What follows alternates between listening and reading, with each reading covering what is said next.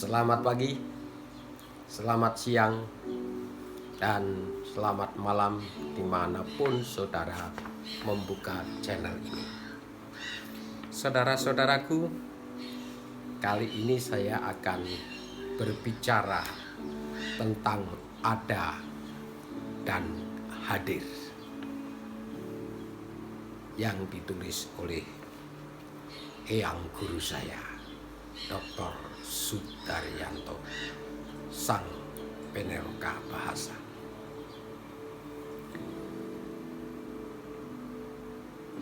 Ada 3 hal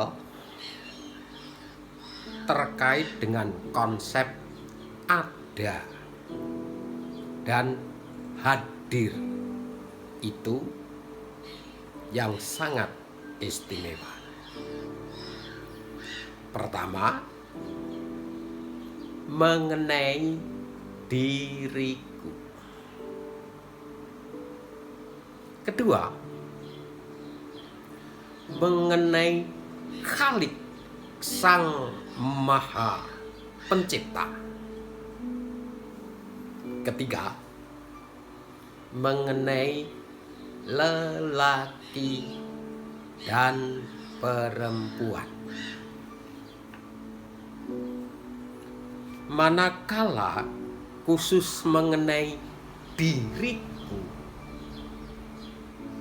si manusia yang disadari secara khas ihwalnya lewat refleksi, introspeksi, maka pembedaan antara ada dan hadir itu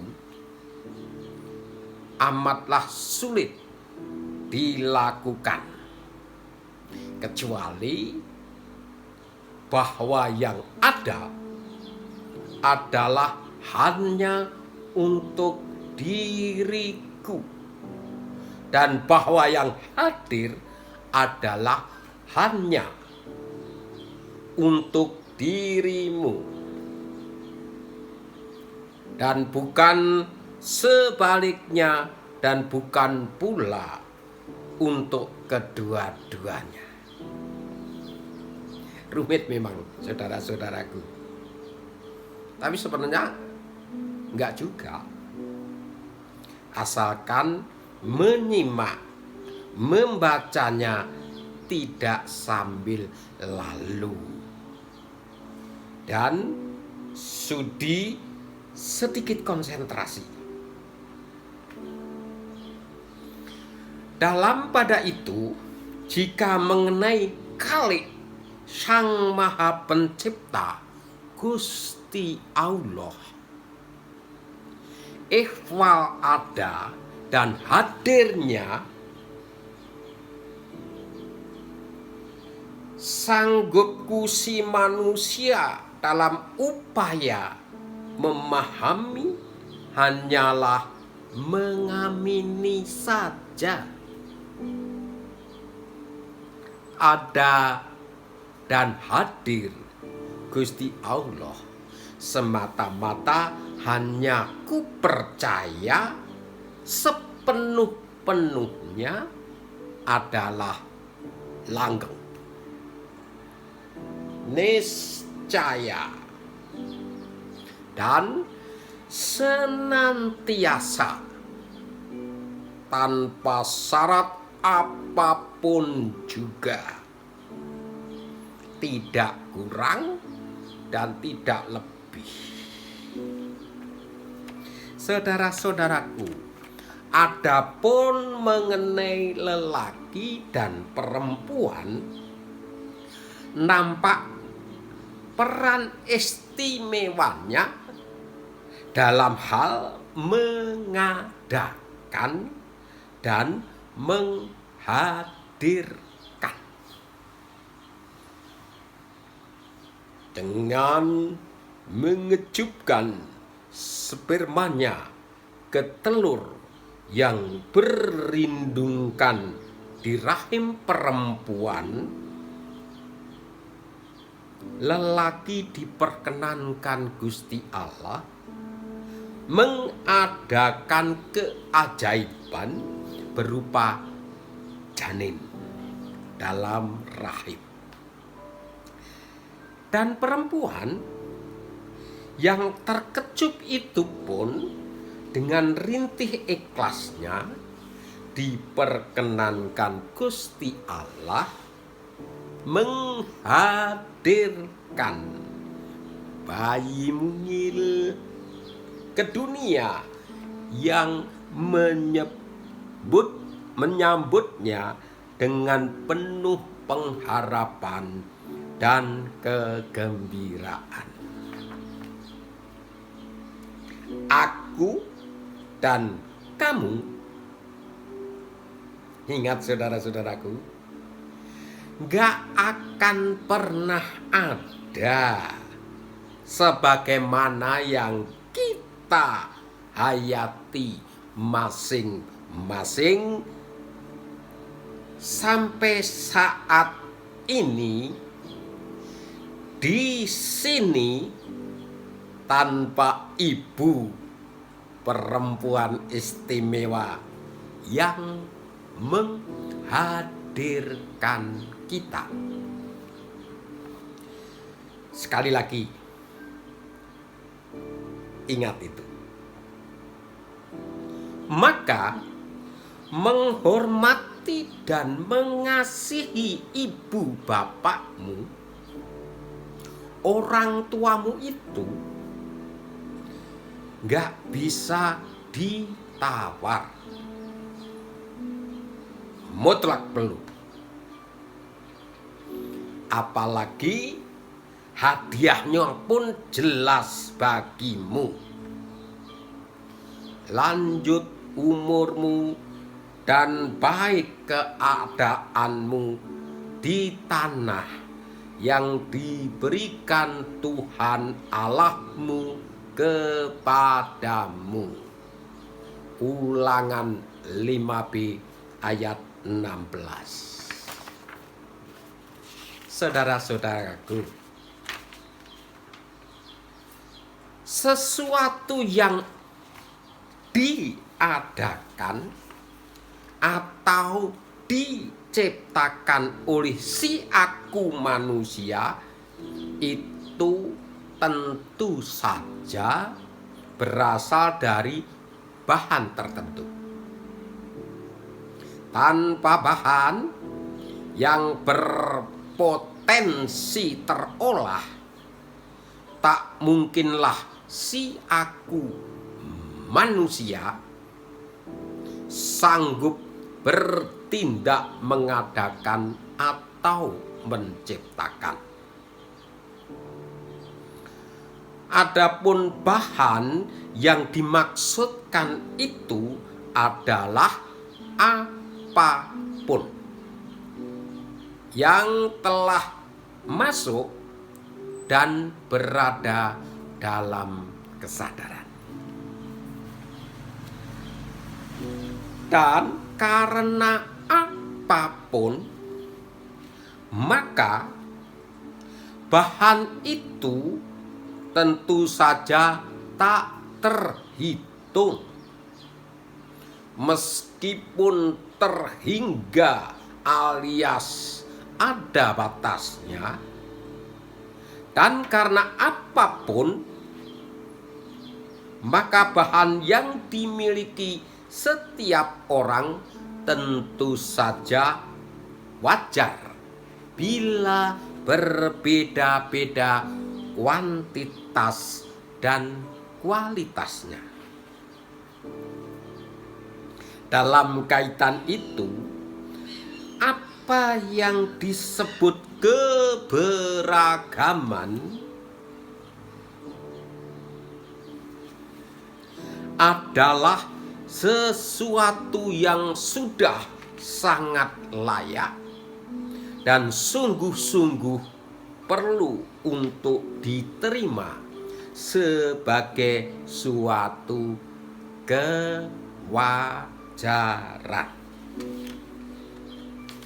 Saudara-saudaraku, walau tak terhitung bahan-bahan pengadaan atau penciptaan itu dapat dibedakan atas 4 macam. Pertama, bahan itu adalah aku, manusia, yang mengindap penuh masalah hidup. Kedua, bahan itu adalah masalah. Beraneka yang diindap aku, manusia, adalah masalah. Ketiga, bahan itu adalah upaya. Aku, manusia, selalu berupaya mengatasi berbagai masalah yang diindap itu. Dan keempat, bahan itu adalah hasil. Upaya berjerih payah mengatasi masalah-masalah yang diindap itu. Dalam kegiatan penciptaan tertentu, dimungkinkan pula di satu pihak keempat jenis bahan itu diintisarikan esensinya. Dan esensi keempat bahan itu yang diolah menjadi suatu ciptaan. Di pihak lain, 2 atau 3 bahan itu atau keempat-empatnya diluluh padukan pula sebagai adonan yang bermacam-macam.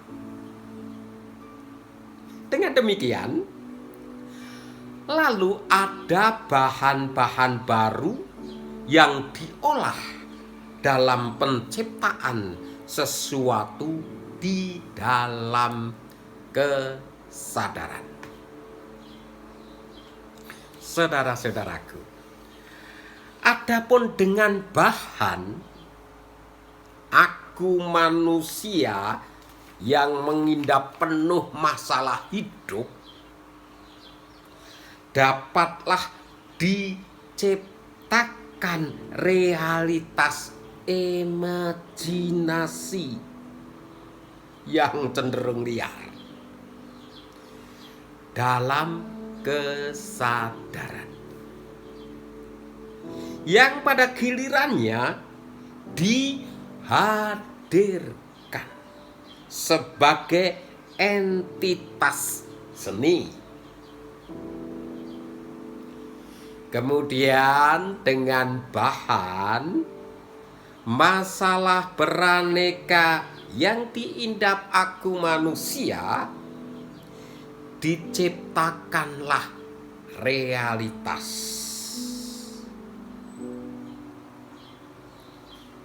Abstraksi yang cenderung utuh dalam kesadaran, yang pada gilirannya dihadirkan sebagai entitas ilmu dengan berbagai konsep dan proposisi ilmiahnya. Selanjutnya, bahan upaya aku, manusia, mengatasi berbagai masalah yang diindap itu diciptakanlah realitas informasi yang cenderung jujur dan lugas dalam kesadaran yang pada gilirannya dihadirkan sebagai entitas warta tekstual. Sementara itu, dengan bahan hasil upaya berjerih payah mengatasi masalah-masalah itu, diciptakanlah realitas sugesti yang cenderung sangat purposif dalam kesadaran, yang pada gilirannya dihadirkan sebagai entitas bebrana, posesif atau sesuatu berstatus harta yang berdaya tarik untuk dimiliki. Adapun dengan bahan adonan keempat, bahan yang bersangkutan, diciptakanlah realitas kontemplasi yang sangat menukik tajam dalam kesadaran yang pada gilirannya dihadirkan sebagai entitas filsafat.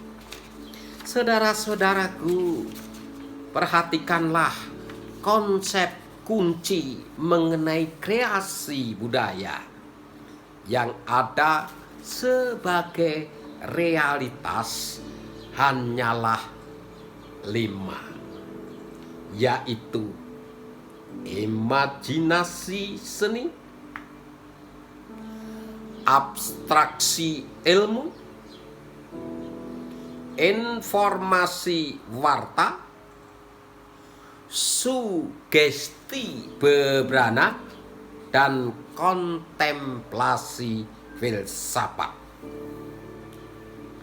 Kelimanya itulah yang mengisi penuh-penuh kegiatan bernilai setiap insan manusia, termasuk Anda dan saya.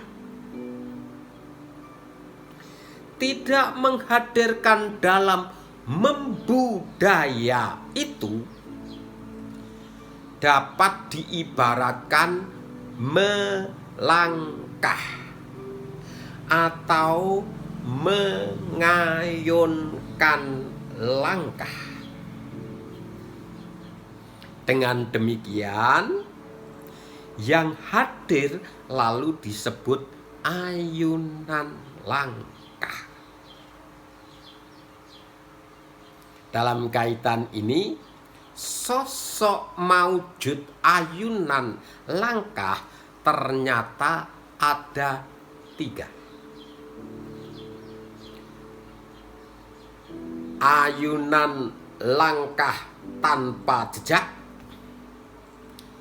ayunan langkah yang meninggalkan jejak atau berjejak, dan ayunan langkah yang sengaja ditapakkan agar diperoleh jejak.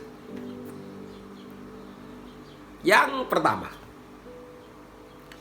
ayunan langkah itu sendirilah maujud budayanya yang segera hilang bersama berlalunya sang waktu yang digunakan, atau yang hadir bersama langkah yang diayunkan itu.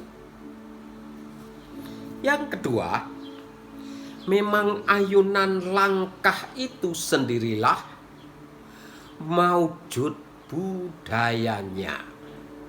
Akan tetapi ada jejaknya yang dapat untuk mengenali identitas budaya yang telah hadir itu.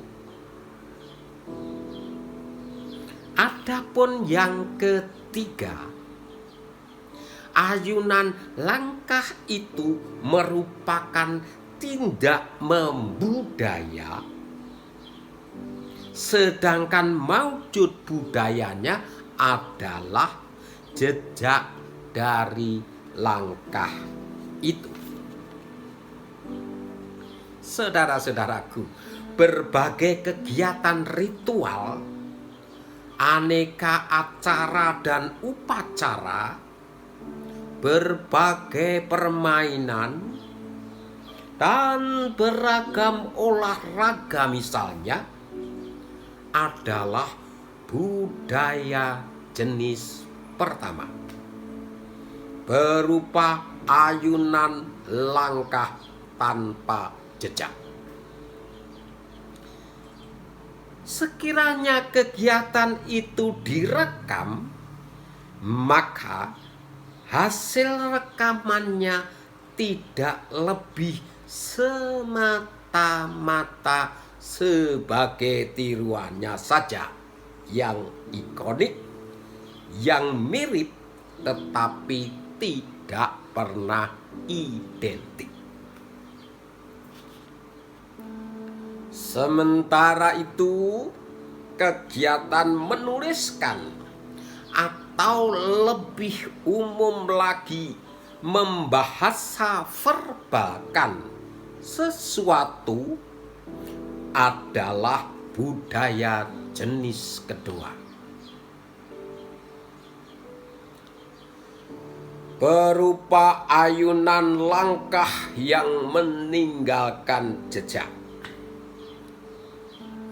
Dalam kaitan ini, tulisan bermakna atau bahasa verbal itulah jejak yang ditinggalkan dari budaya yang antara lain berjenis seni sastra, ilmu pengetahuan, berita, jurnalistik, filsafat, dan organisasi atau lembaga tertentu, serta berbagai nama, diri, tempat, dan lain-lain.